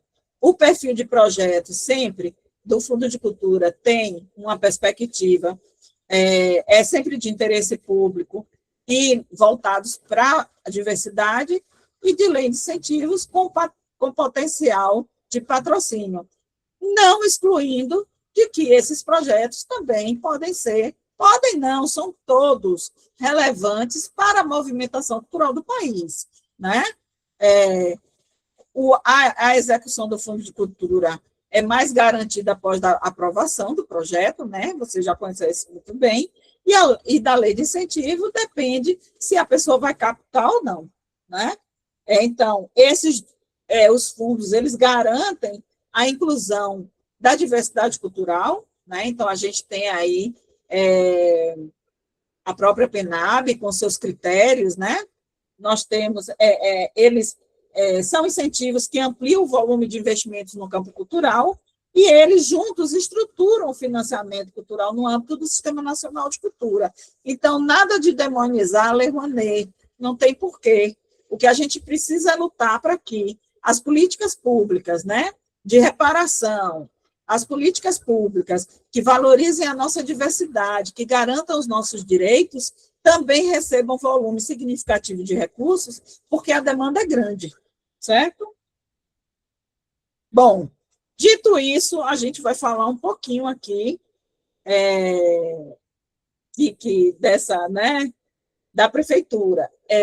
Eu coloquei já aqui para vocês um link, tá? Para vocês entrarem, porque na verdade, eu fiz um pequeno resumo do que é o organograma. Então, a Prefeitura de Salvador, né, ela tem 4 setores vinculados diretamente ao gabinete. Tudo é ligado ao gabinete, tá, gente? Mas tem as vinculações diretas, né? Então, tem a Procuradoria-Geral do município, né? Que, inclusive, aí eu trago aqui, faço referência aos conselhos, que também tem um conselho de procuradores. Tem a Controladoria Geral do município, né? Que acompanha, né? E que faz toda essa parte de acompanhamento da gestão, né? Gabinete da vice-prefeitura, né? E Secretaria de Governo, né? E aí, dentro da Secretaria de Governo, tem o Conselho de Ética, Conselho Municipal de Fomento e Colaboração, com foco. Então, aqui a gente já vê, só para vocês terem ideia, Salvador tem 54 conselhos, tá? Só na área social, vocês vão ver que são 23. Vão guardando essa informação, porque eu quero saber quem é que conhece todos esses conselhos, quem é que conhece as funções, como é que esses conselhos atuam nos seus territórios, se atua, se não atua, como atua, né? E aí, essa estrutura organização, ela está dividida em 4 grandes áreas de atuação. Primeiro é o planejamento e gestão, que estão vinculados aí Casa Civil, Secretaria de Comunicação, Secretaria de Gestão, Inovação e Tecnologia. Você vê aí que são 4 pilares, né, da gestão, da governança. Aqui nós temos 6 conselhos, e eu destaco aqui Conselho de Gestão das Organizações Sociais. Olha só onde é que tem um Conselho de Gestão das Organizações Sociais, né? Então, tem uma agência reguladora e fiscalizadora de serviços públicos e uma companhia de governança eletrônica. A segunda área, ele chama de econômicas e fiscais. Olha quem está aqui. Secretaria de Fazenda, Desenvolvimento Urbano, Sustentabilidade, Resiliência, Bem-Estar e Proteção Animal, Cultura e Secretaria de Desenvolvimento Econômico e de Renda. Né? Então, veja que a Secretaria de Cultura ela está dentro da área econômica e fiscal. Né? E aí, só aqui, nós temos 17 conselhos, dentre eles, nós temos o Conselho do Carnaval e do Turismo, que estão vinculados diretamente à Secretaria Municipal de Cultura, né? Que são a empresa Salvador Turismo, e aí a gente tem a empresa que faz a gestão das políticas de turismo, e temos a Fundação Gregório de Matos, que faz a gestão das políticas culturais, né? E aí, na FGM, nós temos 2 conselhos vinculados, o de política cultural e o de patrimônio, certo? Então, importante saber, será que esses conselhos se comunicam? Será que eles dialogam sobre os problemas, né, que são relativos às políticas culturais do município? Como é feita essa articulação? Como é feito o diálogo desses conselhos com a própria gestão, né? Acho que isso é importante a gente... A 3 são as áreas sociais. Aí vem educação, saúde, articulação comunitária e prefeituras bairros, promoção social, combate à pobreza, esporte e lazer, reparação, políticas para mulheres, infância e juventude. Só aqui a gente tem 23 conselhos. Conselho de juventude, conselho de mulher, vários, né? E aí eu pergunto, será que esses conselhos... Hoje a gente tem uma política pública de cultura muito voltada para o quesito, né, da inclusão, da acessibilidade, do acesso, né, da igualdade de direitos. Será que esses conselhos conversam? Né? Será que eles dialogam? Né? Será que esses conselhos que têm da reparação, articulação comunitária, gente, é ótimo isso, né? Promoção social, combate à pobreza, até onde há diálogos entre esses conselhos e o Conselho de Política Cultural, né? Bom, as políticas culturais. O 4, qualificação da cidade. Secretaria de Infraestrutura e Obras, Secretaria de Manutenção da Cidade, Secretaria da Ordem Pública e Secretaria de Mobilidade. Aqui nós temos 5 conselhos, certo? Então, a gente tem, veja, estrutura tem relação com a cultura, né? Porque a cultura, ela se manifesta na cidade, para a cidade, né? Então, os espaços públicos, né? Eles também são espaços de produção de cultura, né? Até onde a cidade... Aí é perguntar, né? Quais são as estruturas que nós temos para a fruição, para a difusão, para a circulação cultural. Tudo isso são assuntos que precisam ser discutidos dentro de um conselho de cultura, né? A gente fez uma época, eu estava apoiando o desenvolvimento de um projeto de plano, e aí veio na escuta social, uma pessoa chegou e disse assim, a minha cidade, as praças estão todas quebradas, não tem calçamento, não tem iluminação, não tem segurança, né? E eu disse, mas olha que interessante, né? Que inconscientemente essa pessoa, ela não fala assim, nós não temos acesso à cultura de forma ampla, porque os espaços públicos da cidade não possuem estrutura para abrigar atividades culturais. Essa foi a minha interpretação, né? Mas a gente teve que dizer a ela, ó, essa reivindicação precisa ir para a Secretaria de Infraestrutura, porque não cabe à cultura reparar ou requalificar as praças, mas cabe sim à cultura dialogar com a Secretaria de Infraestrutura de qualquer município, né, para que essa reivindicação seja atendida e para que existam mais espaços de mobilização, de movimentação cultural na cidade, né? Então, são coisas que a gente precisa entender para a gente poder criar as correlações com o campo da cultura. E essas discussões, elas precisam ser feitas dentro do conselho, dentro das associações, dentro dos pontos de cultura, dentro das organizações, né? Porque essas discussões, esses debates, eles qualificam essa discussão, eles nos tornam mais qualificados para o debate, né?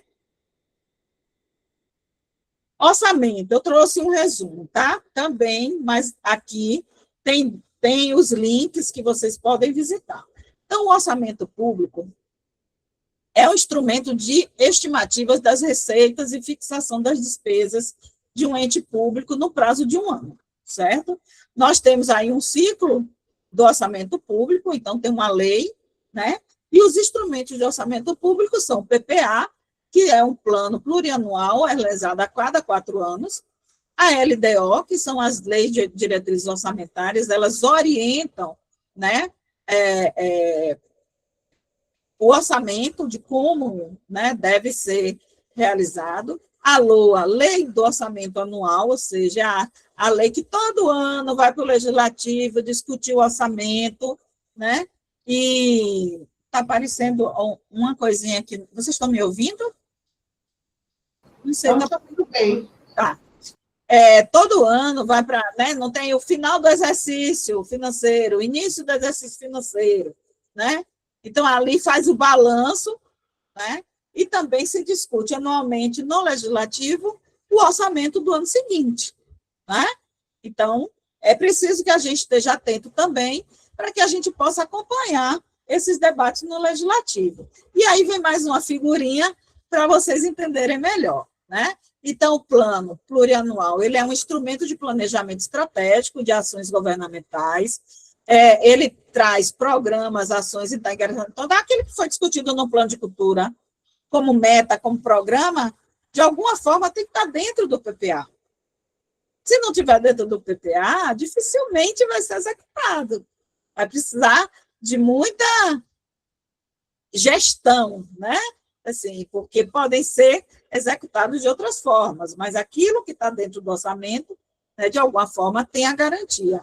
Apresenta as metas e indicadores, iniciativas estratégicas, e estabelece um horizonte aí de 4 anos. A LDO, ela já estabelece as prioridades e metas da administração pública, né? Orienta a LOA, inclui metas de riscos, ou aquelas que têm riscos, né? Porque quando você faz um planejamento, você identifica também quais são os riscos, né, de determinadas ações. Então, às vezes, é possível prever riscos, às vezes não é necessário, né? E aí é o prazo de 1 ano. A LOA, ela estima a receita, ela fixa a despesa, ou seja, é aquele recurso que vai ser gasto, né? Ela discrimina essa despesa, e aí, por várias classificações aqui, pode ser institucional, funcional, estrutura programática, natureza, né?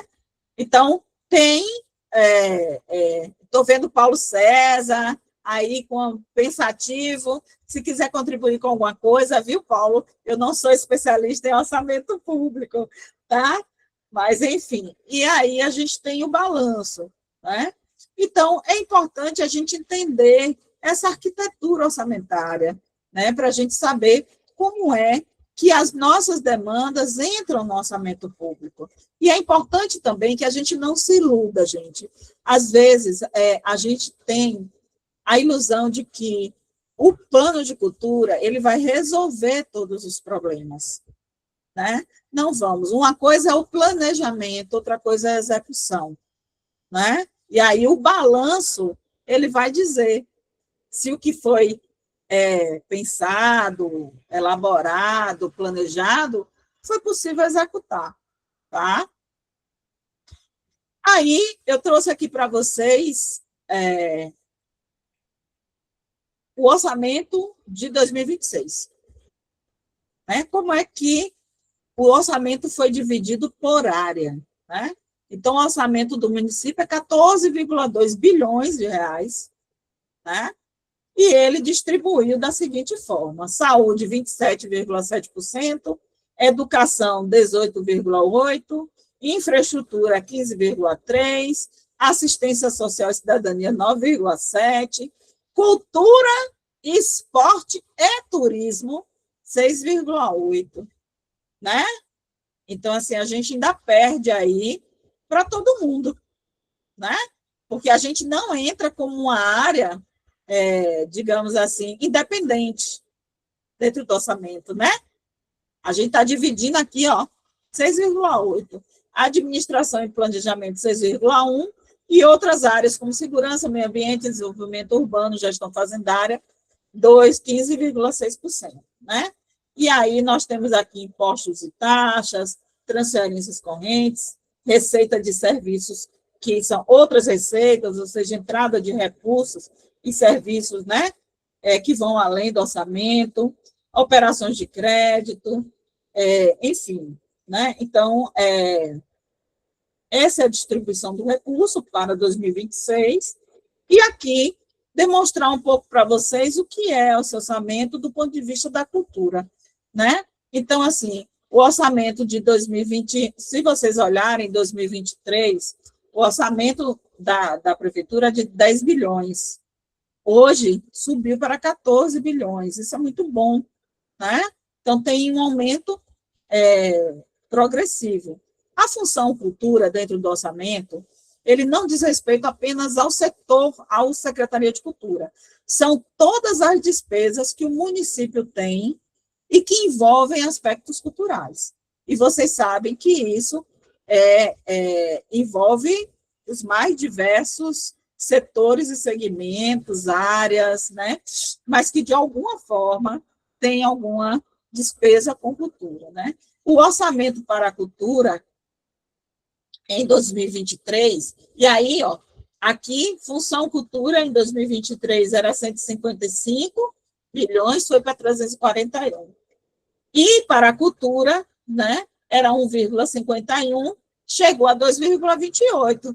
E isso é muito legal para dizer o seguinte, de acordo com o sistema, né, a ideia era de investimento de 1% na cultura para o município, 1,5% para o Estado e 2% para o governo, para a União. E aí Salvador tem 2,28, né? Só que a cultura são muitas coisas, não são só aquele recurso que chega para, por exemplo, para ser executado ali pela Fundação Gregório, né? Existe um grande programa, Cidade de Cultura, Capital e Turismo, que hoje se chama Berço da Cultura e Capital do Turismo, né? Que hoje o orçamento é de 466 milhões, né? Que é um programa que você vê que cresceu bastante, né? E aí a gente tem embaixo Secult, né, orçamentário, ou seja, o planejamento aí de 514 hoje, né, milhões, mais uma execução de 301 milhões, né? Saltur, né, aumentou, era de 78, foi para 171. FGM era 61, baixou para 41. Está vendo aqui? A gente precisa entender isso aqui, né? A gente precisa entender por quê. E aí a gente tem uma injeção de recursos da PENAB de 18 milhões. Né? Então, isso aqui é importante. Por que baixou? Né? Aqui, por exemplo, né? Então, vamos lá. Lá em 2025, deixa eu ver só uma coisa. Ok.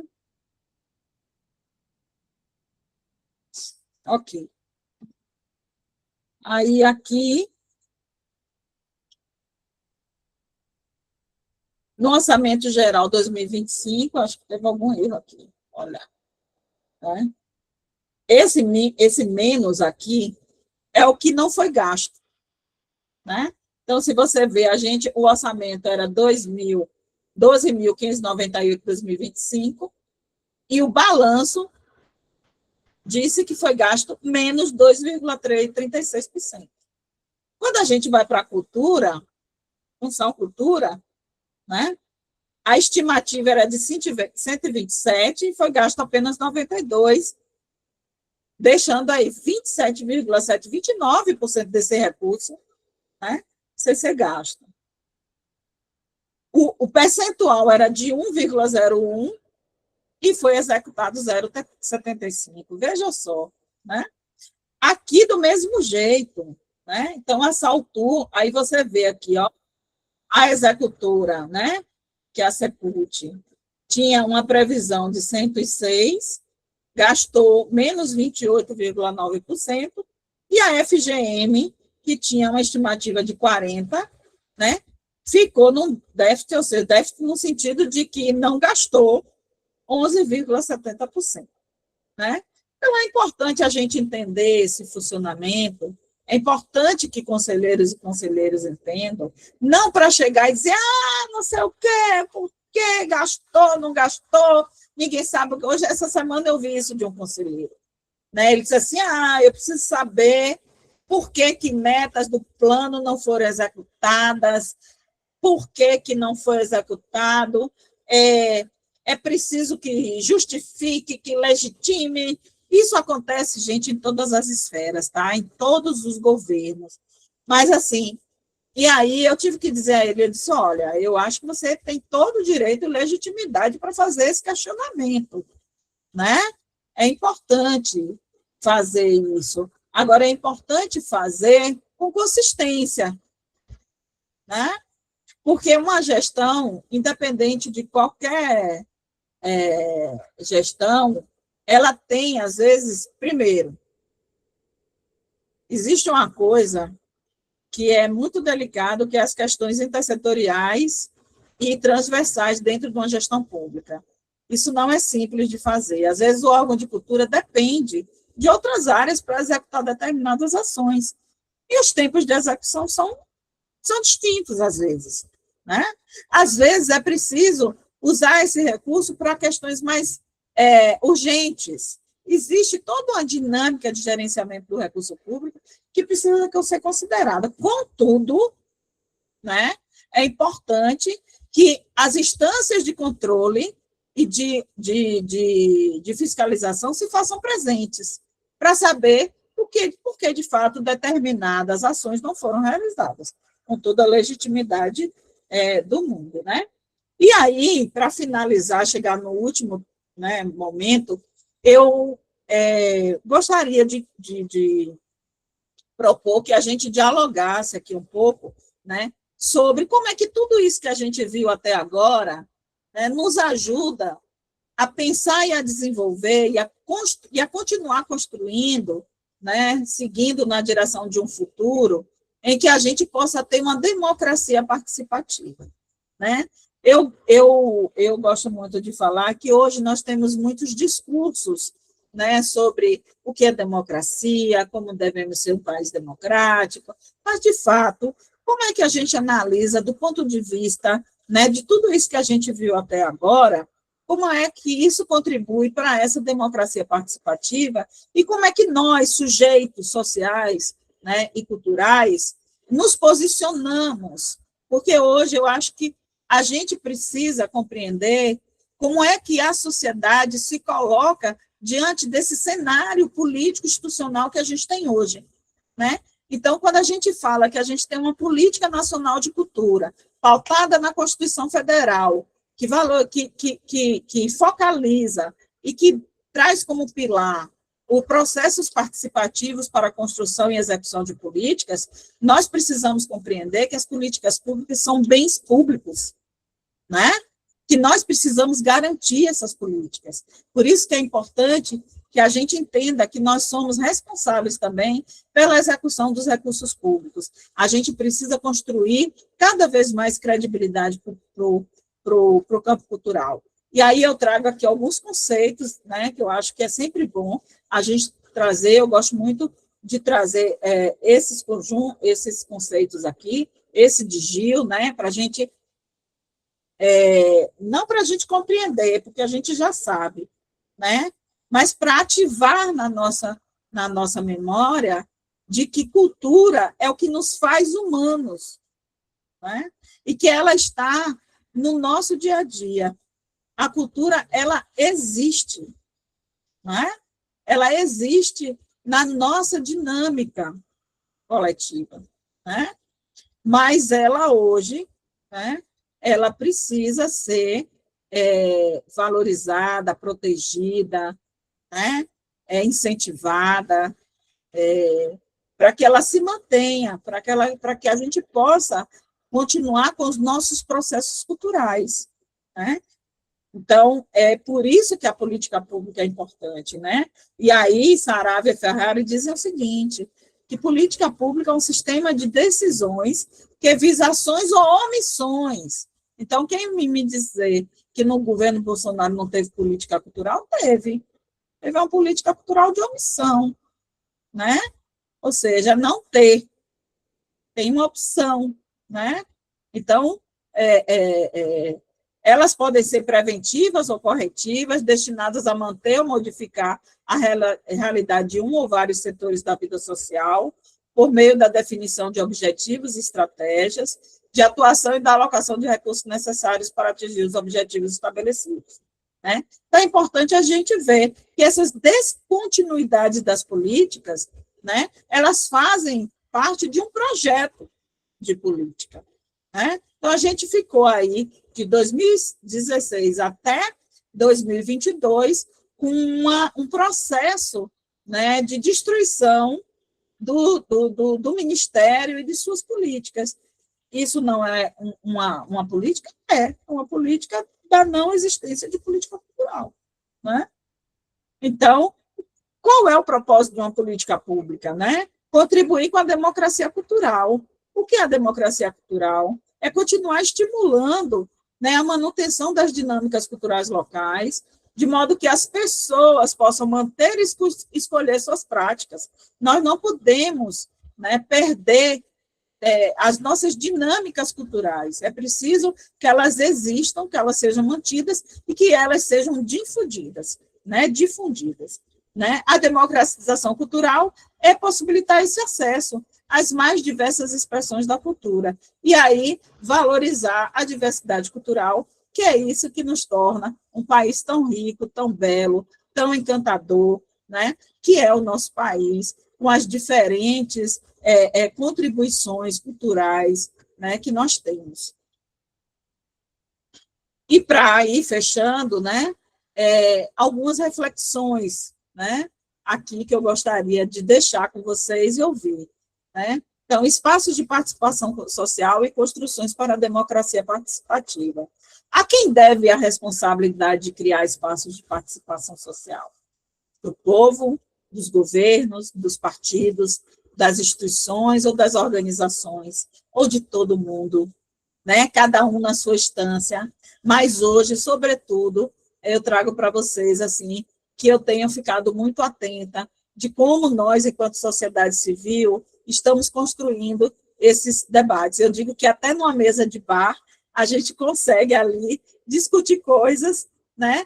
E travar debates interessantes. Então, nas nossas comunidades, nos grupos coletivos, esse curso, isso aqui é uma demonstração de uma iniciativa que valoriza, estimula e motiva, né, a gente refletir e se qualificar para uma participação ativa, né, na política. Oi, Josenaldo.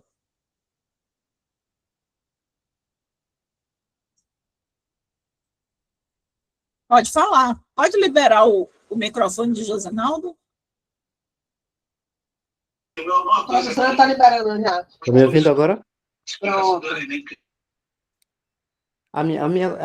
Apenas uma complementação nas suas falas, que é exatamente isso, que todos esses processos de orientação e informação da sociedade civil, no todo, acaba desenvolvendo uma mentalidade ideológica jamais imaginada em outras situações.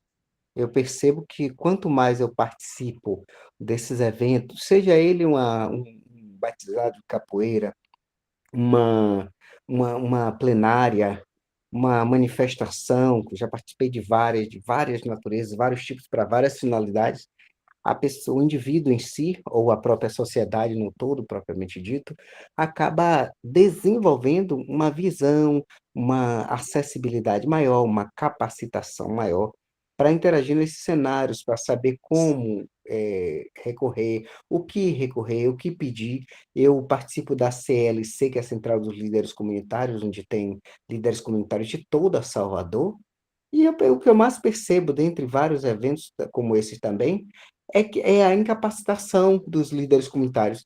dezenas, para não dizer centenas de líderes comunitários, bem intencionados, mas coitados que não sabem nem para onde é que vai ser liderança, né?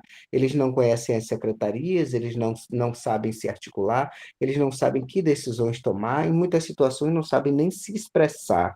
E aí, cursos de capacitação, a própria CLC até ministrou um, e eu achei super interessante exatamente por causa disso, porque desenvolveu neles a capacitação, não 100%, né, não satisfatória 100%, mas vai desabrochando o indivíduo para essa mentalidade. Aqui, não diferente, está desabrochando a nossa mentalidade, que venham outros cursos nesse sentido, que os poderes públicos, a própria política, venham fomentar novos acessos, novas vias de acesso para esse tipo de informação, para esse tipo de conhecimento, de empoderamento sociocultural, para que a gente possa, no futuro relativamente próximo, ter, sim, uma sociedade civil onde uma parcela dela seja de representantes de pessoas, sejam eles líderes comunitários, sejam eles articuladores, sejam eles presidentes de associação, ou pais de santo, pastores, independente de sua posição social, mas que sejam pessoas capacitadas no sentido de poder buscar esses recursos dentro dos poderes públicos e até orientar outras pessoas também menos orientadas. Muito obrigada, Josinaldo, pela sua contribuição. É isso mesmo, né? O que a gente precisa é ampliar os processos de educação política, né? Para que nós possamos preparar a nossa sociedade, a nossa juventude, né? Para que eles possam escolher, né, de forma consciente aquilo que eles querem seguir, que grupos políticos, que partidos, que tendências, mas o que a gente precisa é construir a educação política enquanto cidadão, né? E que a gente possa entender, né, como a gente analisar uma proposta de política para o nosso país, né? Então, acho que a gente precisa aí construir isso mais do que nunca. Esse é um ano muito importante para isso, e aí projetos como esse são fundamentais, né? Então, assim, o que esses espaços coletivos de participação promovem, né? Primeiro, de educação política, né? Eles promovem a experiência política do cidadão, né? A oportunidade de interagir num processo de educação política, e a inclusão em processos de decisão, porque à medida que ele vai se formando, ele vai tendo condições de incidir em processos de decisão, aumentar o senso de pertencimento do cidadão, da cidadã, né, sobre a sua história, sobre o seu local, sobre os seus direitos, né, e aprofunda a importância do sujeito no processo político participativo, né? Então, essa experiência, ela é importante nesses aspectos. Estamos indo, viu, Bianca? E aí, eu trago aqui, né, eu coloquei como referência esse artigo, eu achei muito interessante, né, que esses autores, eles dizem o seguinte: uma democracia autêntica só é possível a partir da participação social. Como aponta Fátima, vou pedir licença para ler, tá? Para que exista uma forma de governo democrática, é necessária a existência de uma sociedade participativa, isto é, uma sociedade onde todos os sistemas políticos tenham sido democratizados e onde a socialização por meio da participação pode ocorrer em todas as áreas, né? Então, ele fala aqui da participação no centro, né? Então, desse modo, a democracia participativa, ela representa uma evolução conceitual no paradigma democrático, almejando uma forma mais autêntica e plural de materialização do conceito, né? Então, é no exercício da participação social, né, da educação política, que se materializa esse conceito da democracia participativa, né, que oferece aos cidadãos uma concepção atualizada de cidadania. Então, a compreensão desse conceito de democracia passa a incluir dimensões sociais e culturais, incorporando o diálogo social como elemento fundamental para sua concretização, indo além de ser meramente um método para a constituição do Estado. Então, a gente precisa entender, né, a importância disso e de como isso se constitui enquanto elemento central para uma democracia participativa. E eu entendo que o Sistema Nacional de Cultura, ele nasce e vem crescendo na perspectiva, né, de uma política democrática, inclusiva, mas para isso, segundo, né, para isso, a gente não basta que o Ministério, que a Constituição diga, é preciso que a gente exercite esse direito. E aí o professor Rubim, ele diz o seguinte, que o modo de entender democratização, democracia cultural e acesso cultural remete quase automaticamente à questão da participação social. De imediato, a gente pode afirmar que não existe democracia, democratização ou democracia cultural, acesso à cultura e direitos culturais, sem que haja essa participação efetiva como alicerce. Ou seja, é preciso que a gente fortaleça as nossas bases, né, para que a gente possa efetivamente ter uma atuação. A noção de participação possui igualmente acepções complexas, obviamente diversas, mas emerge como necessário explicitar os significados dessa noção. Ela está associada de maneira quase inevitável à democracia participativa, mesmo quando não se percebe tal conexão de modo explícito. Então, mesmo que a gente não perceba, a gente entende que esse processo aqui, por exemplo, ele é um processo de educação política, né? E que daqui a gente vai poder construir outras bases. Então, para não deixar vocês assim saírem do curso sem nenhuma reflexão, né? Eu ainda venho aqui provocar vocês, né? E dizer assim, quais são as contribuições, né, desse sistema, né? Então, eles seguem uma orientação constitucional para que as políticas sejam formuladas com base participativa. Ele estimula o debate, o diálogo por meio das conferências, fóruns e outras formas institucionalizadas, né? Ele reconhece a importância da participação social nas deliberações sobre a política quando o sistema de cultura, quando os sistemas institucionalizam a integração no ciclo de suas políticas, né? De comitês, de comissões, instâncias de governança, né? Quando ele institucionaliza e lança um marco legal que obriga o Estado a realizar políticas acessíveis e de reconhecimento da diversidade social e cultural existente. E ele estabelece parâmetros de inclusão e de ações afirmativas. Então, isso são questões, né, que estão implícitas ali dentro desse sistema, mas que ele não acontece sozinho. Ele acontece se a gente, de fato, fizer a nossa parte, né? E aí, finalmente, para dizer a vocês, né, aqui, deixar para vocês, qual a importância dos movimentos sociais no contexto contemporâneo, especificamente da política, né? Em que medida estamos aprofundando o debate político e a educação política dos nossos locais de convivência social? O que são os processos de cooptação política? Como é que esses processos se dão? Eles ajudam, trabalham? E aí é muito legal a fala do colega, né, que ele diz assim, tá difícil, né? Então, a gente vê aí que tem coisas que precisam ser melhor observadas, né?